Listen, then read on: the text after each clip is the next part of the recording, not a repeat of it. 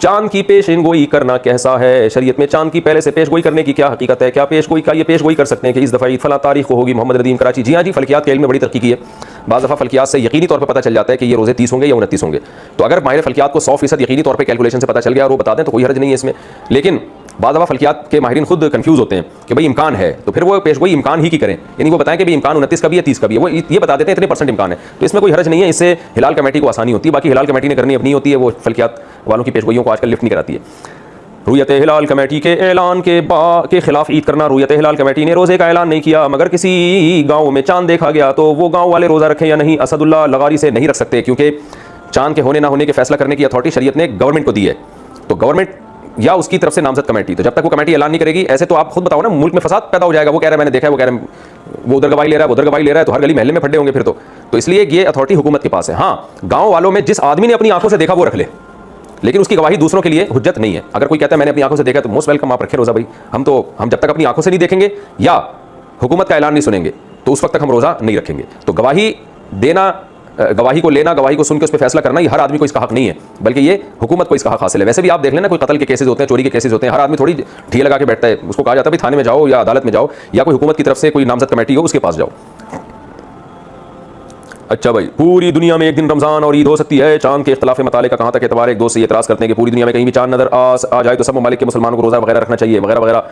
मोहम्मद फहद नवाज डेरा इस्माइल खान से, वो जब रखना चाहिए पूरी दुनिया में एक खिलाफत हो और वो खलीफा ने कहीं से भी गवाही लेकर पूरी दुनिया पे नाफिज कर दी, तो फिर है कि फिर पूरी दुनिया में एक टाइम पे रमज़ान शुरू होगा और एक टाइम पे ईद होगी। लेकिन अगर पूरी दुनिया में हुकूमतें अलग अलग हैं, तो एक हुकूमत दूसरे हुकूम के फैसले की शरण पाबंद नहीं है इंतजामी चीज़ों में, तो उसमें फिर वो फैसला कर सकती है कि भाई हम अपनी कमेटी को तरजीह देंगे, यहाँ के निज़ाम को तरजीह देंगे। लेकिन अगर गवर्नमेंट फैसला कर लेती है कि हमने, या सारे इस्लामी मुल्क मिल के फैसला कर लेते हैं कि हमने इस मामले में एक कंट्री को अथॉरिटी दे दी है, वो जब फैसला करेगा तो हम सब पे नाफिज होगा, तो फिर सब पे नाफिज हो जाएगा। जैसे आज अगर सारी दुनिया के इस्लामी ममालिक मिल जाएं और वो फैसला करें तमाम मुल्कों के सरबराह कि भाई सऊदी हुकूमत जिस दिन रोज़े का ऐलान करेगी तो वो ऐलान हमारे लिए भी होगा और हम उसको नाफिजुल अमल समझेंगे, और सऊदी हुकूमत जिस दिन ईद का ऐलान करेगी तो हम शरण हम पर भी हुज्जत होगा। तो अगर सारे मुल्कों के कंट्रीज़ ये फैसला कर लें तो फिर पूरी दुनिया में एक ईद हो जाएगी और एक रमज़ान हो जाएगा और बहुत अच्छा हो जाएगा। लेकिन जब तक गवर्नमेंट ये फैसला नहीं करती तो अपने तौर पर किसी के लिए ये शरण जायज़ नहीं है कि वो अपनी कंट्री में 1.5 इंच की अलग मस्जिद बनाए और वो कहे कि नहीं जी मैं किसी और कंट्री के हिसाब से चलूंगा या किसी और मुल्क की गवाही के हिसाब से चलूंगा, ये शरण जायज़ नहीं है। अच्छा भाई, चांद रात में क्या इबादत की फजीलत है? लैलतुल जायज़ा यानी चांद रात की शरीयत में क्या फजीलत है? उसामा साहब कराची से, इस पर मैं मुस्तकिल बयान कर चुका हूँ। देखें, ईद की रात, बकरीद और ईद उल फितर की रात के बारे में कुछ हदीस हैं जिनमें आता है इसकी रात में बहुत इबादत की फजीलत है, लेकिन उनमें से कोई भी हदीस सही नहीं है, बल्कि इंतहा दर्जे की ज़ईफ़ हदीसें हैं। लेकिन अब चूंकि कसरत से हैं तो बाज़ उलमा इस तरफ गए हैं कि इतनी सारी हदीसें दर्जे हसन तक पहुंच जाती हैं, और दूसरी बात यह कि फ़ज़ाइल में ज़ईफ़ हदीसें भी चलती हैं, तो इसलिए बहुत से उलमा इस तरफ गए हैं कि भाई इस रात में इबादत करनी चाहिए, ईद की रात और बकरीद की रात में ये फजीलत की रात है। लेकिन बाज़ मुहक़्क़ीन इस तरफ गए हैं कि एक तो रिवायतों में ज़ोफ़ बहुत ज़्यादा है, दूसरा वो क़यास के भी खिलाफ है। क़यास के खिलाफ इसलिए है कि देखिए, शरीयत का एक हुक्म, शरीयत का एक मिजाज ये है कि जैसे ही सूरज गुरूब होता है, इस्लाम कहता है इफ्तार में जल्दी करो। क्यों? कि अब रोज़े का टाइम खत्म हो गया। इसी तरह जैसे ही चांद नजर आया, तरावी खत्म, क्योंकि रमज़ान के हकाम जो थे वो खत्म। इसी तरह नबी सल्लल्लाहु अलैहि वसल्लम ईद उल फितर के दिन नमाज से पहले कुछ मीठा खाया करते थे। इसमें यही हिकमत थी, ये बताने के लिए कि आज हमारा रोज़ा नहीं है। तो इससे पता चलता है जब रमज़ान जाता है तो अपने तमाम लवाजिमात के साथ जाता है। तो रातों की इबादत की जो फजीलत थी रमज़ान की, रमज़ान जाते ही वो फजीलत भी खत्म हो गई, और दिन में रोज़े की जो फजीलत थी रमज़ान जाते ही वो रोज़े की फजीलत भी खत्म। यही वजह है कि नबी सल्लल्लाहु अलैहि वसल्लम पहल कर रहे हैं। हालांकि बकरीद में आप जल्दी नहीं खाते थे, लेकिन ईद उल फितर में आप इससे पहले कुछ खाते थे। इसमें बड़ी हिकमत यही है कि भाई अब रोज़ा खत्म हो चुका है, अब तो खाने में जल्दी करनी है। तो इसका तकाजा यह है कि ईद की जो रात है वो आराम की रात हो, और वो जो रमज़ान में एक पूरा अल्लाह ने हमसे इबादत करवाई और उसकी रातों को लोग लैलतुल क़द्र में जागे और रमज़ान की रातों को इबादत किया, तो वो इबादत का टाइम अब खत्म हो चुका है। अब ये रात एक नॉर्मल रात की तरह है, तो लिहाजा इसमें कोई इबादत कर ले तो ठीक है, अच्छी बात है। अगर कोई इस नीयत से इबादत करता है कि रमज़ान में इबादत का जो मैंने अपने आप को आदी बनाया है वो मैं कंटिन्यू करूँ ताकि मेरी आदत ना छूटे, तो इस नीयत से अगर कोई इबादत करता है तो ठीक है। लेकिन हमारी राय यही है कि इसमें अगर अलग से इबादत की कोई खास फजीलत वारिद जो हुई है वो ज़ईफ़ है और क़यास के भी खिलाफ है। तो और वैसे भी आप खुद सोचें ना कि अगर रमज़ान ईद की रातों को इबादत करेंगे लोग, इतनी फजीलत की रात है, तो ज़ाहिर ज़्यादा जागेंगे फिर उसमें, तो फिर ईद का दिन कैसे मनाएंगे? यानी ईद तो इस्लाम में सुबह शुरू होती है ना, सुबह अगर आप थके थके होंगे तो वो ईद का दिन तो आपका वो थकावट में गुजरेगा फिर। तो ये सब चीज़ें कि यानी एक इश्कालात होते हैं उस कॉल पर जो कहते हैं कि ईदैन की रातों में इबादत करनी चाहिए। तो इस्लाम में दिन जो है, रात जो है वो दिन के ताबे होती है। तो रोज़े के दिन में, रमज़ान में दिन में रोज़ा, रात उसके ताबे है, तो रात में इबादत। अब ईद का दिन जब खाने पीने का दिन है, खुशी का दिन है, तो उसकी रात भी ईद के दिन के ताबे होगी, तो वो इबादत की रात होगी नहीं। लेकिन इस नीयत से इबादत कोई कर ले कि मैंने रमज़ान में जो तहज्जुद की आदत डाली है वो आदत मुझसे छूटे नहीं, तो इस नीयत से अगर कोई रात को इबादत करता है तो ना सिर्फ जायज़ बल्कि सवाब है। तो फिर इसमें ईद की रात नहीं, फिर अगले दिन भी करे, अगले दिन भी करे, ताकि ये आदत जो उसको इबादत की पड़ी है कंटिन्यू रहे। तो कंटिन्यू रखने के लिए अगर कोई इबादत करता है तो बहुत अच्छी बात है, लेकिन हमारी राय यही है कि ईदैन की रात में अलग से कोई फजीलत साबित नहीं है। बहरहाल दूसरी तरफ भी उलमा है, तो जब उलमा में इख्तिलाफ होता है किसी मसले में, तो जिस आलिम की बात, जिस पे ज़्यादा एतमाद उसकी बात को ले लेना चाहिए, दूसरे पे रद्द नहीं करना चाहिए। क्या चांद रात में दुआएं कबूल होती हैं? क्या चांद रात में दुआएं कबूल होती हैं? शमसुल हक रावलपिंडी से। मेरे इल्म में नहीं है कि अलग से कोई फजीलत हो चांद रात में दुआओं की कबूलियत की। बाकी अल्लाह ने दुआ कबूल करने पर कोई टाइम नहीं मुतय्यन किया, जब चाहे दुआ करें, लेकिन इसकी अलग से कोई फजीलत नहीं है मेरे इल्म में। अगर किसी के पास कोई हदीस हो, ज़ाहिर है हम ऐसा इल्म का दावा तो नहीं करते कि हर कुछ हमने पढ़ लिया है सब कुछ। बाज़ दफ़ा ये होता है मैं कोई बात कहता हूँ तो लोग हवाला भेज देते हैं, तो मैं रुजू कर लेता हूँ। तो मेरे इल्म में अब तक तो टूटी फूटी हमने तहकीक की है, कोई ऐसी रिवायत मुझे मिली नहीं है जिसमें ये आता हो कि चांद रात में दुआएं कबूल होती हैं। अगर किसी के इल्म में हो तो काइंडली वो हदीस का रेफरेंस भेज दीजिएगा। फौतगी वाले घर में पहली ईद कैसे मनाएं? जिसके घर मैयत हो और पहली ईद आ जाए तो क्या हुक्म है? यानी क्या रिश्तेदारों का ईद में ताज़ियत के लिए आना, रोना धोना और इस तरह फैमिली वालों का नए कपड़े ना बनाना, ये क्या हुक्म है? नहीं, ये जायज़ नहीं है। उनके लिए भी ईद ऐसे ही है जैसे दूसरों के लिए। हाँ, ये एक अलग बात है कि उनको गम होता है और ईद के दिन अगर उनके आंसू निकल जाएं अपने प्यारों को याद करके, अपने मरहूमीन को याद करके, तो इसमें कोई गुनाह नहीं है, क्योंकि ये गैर इख्तियारी चीज़ है। लेकिन ईद वाले दिन बाकायदा गम मनाना और ये कहना कि ये नए कपड़े नहीं सिलवाएंगे और सब रोने धोने की नीयत से इनके घर जमा हो जाएंगे, ये ठीक नहीं है। वैसे जमा हो जाए कि इन बेचारों को गम पहुंचा था तो आज हम इनकी ईद की खुशियों में शरीक होकर थोड़ा गम हल्का कर दें, इसमें कोई हर्ज नहीं है। गम मनाने के लिए जाना जायज़ नहीं है, गम हल्का करने के लिए जाना उनके घर में जायज़ है। ईदी देने की शरई हैसियत, ईद के दिन बच्चों को जो पैसे देते हैं इस ईदी के नाम पे, इसकी क्या शरई हैसियत है? सद्दाम हुसैन कश्मीर से, भाई बच्चों को अगर ईदी नहीं देंगे तो बच्चों की ईद कहाँ से होगी? थोड़ा बहुत तो इतना भी आप मुश्किल ना बनाए मेरे भाई दिन को। तो बच्चों को तो खुशी ही ईद में इसी की होती है। हाँ, उसको बहुत ज़्यादा इतनी भारी भारी रकमें आप लोगों ने बांध ली हैं जिसपे बंदे को टेंशन शुरू हो जाती है कि यार मेरे पास इतने पैसे हैं नहीं और बच्चे सारा मेरी जायदादें पी जाएंगे ईदी में, तो हल्का रखना चाहिए। तो अपने बच्चों को या अपने करीबी रिश्तेदारों को थोड़े बहुत पैसे दे दें तो कोई हर्ज नहीं है इसमें।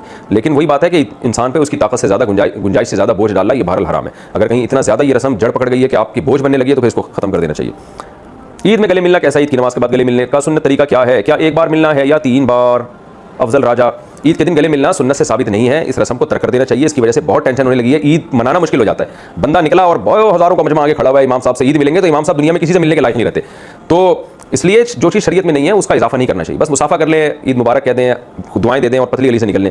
मैंने तो देखा है लोग रास्ते बदल रहे होते हैं और बाज़ लोग तो 3-3 दफ़ा गले मिल रहे होते हैं, वो तो बहुत ही टेंशन में होते हैं। अब आप गली में जा रहे हो, आगे से 10 आदमी आ रहे हैं, ओ भाई आदमी कहता है भाई एक से 3-3 दफ़ा मिलो, तो 10 को 3 से जब 30 दफ़ा, तो 30 दफ़ा जब आप उससे गले मिले, फिर आगे 5 आदमी आ रहे हैं तो 5 या 15 वो हो गए, फिर तो थोड़े यानी इतनी टेंशन होती है। आदमी कहता है यार मैं अगर गला घर में रख के आता या उसकी ईद मिलने के लिए कोई अलग से गला बनवा लेता तो ज़्यादा अच्छा होता। तो जो शरीयत में नहीं है वो ना करें, अपने ऊपर खामखा की पाबंदियां ना लगवाएं।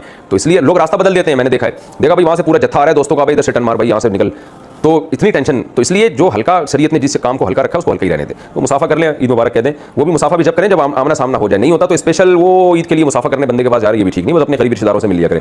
अच्छा भाई, औरत घर पर ईद की नमाज क्या पढ़ सकती है? क्या औरत घर पर ईद की नमाज पढ़नी चाहिए? अगर हाँ तो इसका क्या तरीका है? तहजीब अनवर उत्तर प्रदेश। नहीं जी, औरत ईद की नमाज घर पर नहीं पढ़ सकती। ईद की नमाज अगर पढ़नी हो तो ईदगाह में जहाँ भी जमात हो रही है वहाँ शिरकत करना जरूरी है।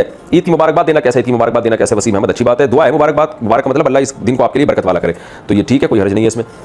जुमतुल वदा और ईद में नया लिबास पहनना, रमज़ानुल मुबारक में जुमतुल वदा और ईदैन में नया लिबास पहनने की क्या शरई हैसियत है? मर्द और औरत दोनों के बारे में हुक्म बता दें। हफ्सा नूर, देखें अलग से हदीस में ये तो नहीं है कि नया लिबास पहनो, लेकिन ये हदीस में आता है जुम्मे के दिन भी और ईद के दिन भी आप सल्लल्लाहु अलैहि वसल्लम सबसे बेहतरीन लिबास पहनते थे। तो अगर कोई बेहतरीन लिबास के लिए नया लिबास सिलवा लेते हैं तो इसमें भी कोई हर्ज नहीं है, बल्कि इस ज़माने में ईद की बात कर रहा हूँ, जुम्मतुल वदा की नहीं। तो ईद के दिन नया लिबास सिलवा लेना चाहिए, क्योंकि शायर इस्लाम में से हम ज़रा सी बातों पे नए नए कपड़े सिलवा रहे होते हैं। किसी की शादी में जाना है, खतने तक में जाने के लिए कपड़े सिलवा रहे हैं आजकल लोग। तो ईद तो शायर इस्लाम में से अल्लाह ने हमें ये दिन दिया है खुशी मनाने के लिए। तो इसमें अगर किसी को अल्लाह ने वसअत दी है तो अफजल और बेहतर यही है कि वो प्रॉपर नए कपड़े सिलवाए और अच्छी क्वालिटी के कपड़े सिलवाए। और इसमें मर्द और औरतें बराबर हैं, ख़वातीन को भी चाहिए, मर्दों को भी चाहिए।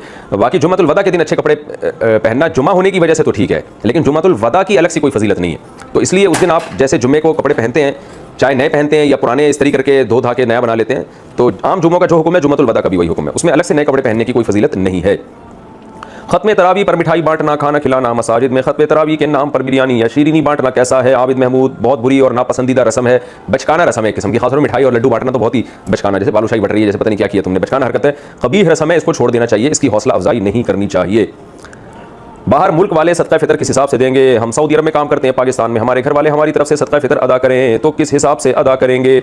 रियाल के हिसाब से या पाकिस्तान के रुपये के हिसाब से? मोहम्मद रफीक, सऊदी अरब में जो सदका फितर दे रहा है, जहां वो रहता है उस मुल्क की करेंसी देखी जाएगी और उस मुल्क में आटे की वैल्यू देखी जाएगी।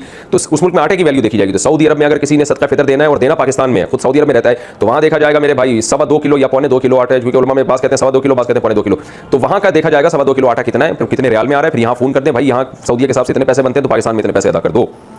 एतकाफ से निकलने वाले को फूल का हार पहनाना, एतकाफ के बाद जब लोग घरों को जाते हैं तो लोग इनको फूलों के हार डालते हैं, इस बारे में क्या हुक्म है? वलीउर रहमान, ये भी ना अजीब सी हरकत है, कोई हलाल हराम का मसला नहीं है, बस थोड़ी नामुनासिब सी बचकाना सी हरकत लगती है। एतकाफ करके आ रहा है उसको बस सलाम करें, मुबारकबाद भी दे सकते हैं, भाई अल्लाह आपको, अल्लाह ने कबूल किया, तशरीफ रखें, बस अपनी नॉर्मल रूटीन शुरू करें और गुनाहों से पाक जिंदगी गुजारें, इतना काफ़ी है। फूलों का हार पहनाना ये नापसंदीदा और कबीह रस्म है, मैं हराम की बात नहीं कर रहा, नापसंदीदा है। बहरहाल ईद से पहले नवाफिल पढ़ना, ईद के दिन फजर की नमाज के बाद ईद की नमाज तक नफल पढ़ना कैसा है? नबील आवान मकरू नापसंदीदा अमल है। फजर पढ़ के घर जाएं और ईद की तैयारी करना शुरू कर दें। ईदगाह में आके नवाफिल पढ़ना सही अमल नहीं है, जायज़ अमल नहीं है।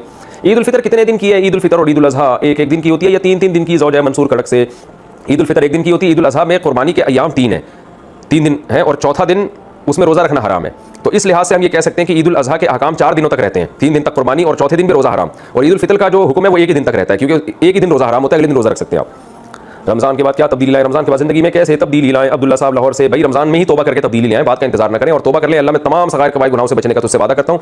और जो रमज़ान में इबादत का मामूल बना है तो थोड़ा थोड़ा उसको पूरे साल कंटिन्यू रखें। जैसे रोज़ों की आदत पड़ गई है तो अब ऐसा नहीं कि ईद का चांद नजर आते ही रोज़े बिल्कुल गायब, बल्कि आप पीर जुमेरात का रोज़ा रखें, अय्याम 20 का रोज़ा रखें। इसी तरह रात को थोड़े बहुत नवाफिल का मामूल